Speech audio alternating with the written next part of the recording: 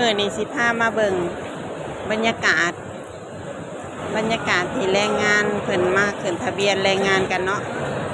หลายแฮงทุกคนหลายพันคนเลยได้มามื่อนี้ค่ะเพราะว่าเพิ่นเปิดให้แรงงานเนาะที่ได้มาลงทะเบียนหรือว่าขึ้นทะเบียนนั่นแหละเนาะเปิดตั้งแต่วันที่12ธันวาถึง26ธันวาเนาะภายใน15มื้อเพิ่นให้แรงงานที่ว่า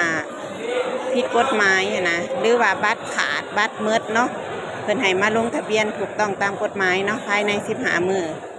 แต่ว่าหนึ่งในนั้นก็มีนิ้งคือกันเนาะเพราะว่านิ้งน่ะบ่ได้ต่อบัตรเพราะว่าบัตรนิ้งน่ะมันใกล้จะมืดนะทุกคนมันใกล้จะมืดเล่มเนาะมันใกล้จะมืดเล่มของปีนิ้งก็เลยบ่ได้ต่อนิ้งก็เลยถามมาลงทะเบียนเอาเพราะว่ามันบ่ได้กลับบ้านนะนิ้งก็เลยมาลงทะเบียนเอาในไทยเอาเนาะถ้าเกิดสิเหตุตามบัตรเก่าของนิ้งนะมันต้องได้กลับบ้านกลับไปเปลี่ยนเล่มเนาะแต่ว่านี่นิ้งก็เลยได้เพิ่นได้มาเปิดในลงทะเบียนก็เลยได้โอกาสเลยเนาะเพราะว่าบ่ได้กลับบ้านนะมาเบิ่งหลายแฮงหลายขั้นตอนเลยค่ะแต่ว่านิ้งน่ะแล้วก็เลยพามาเบิ่งบรรยากาศเล็กน้อยเนาะ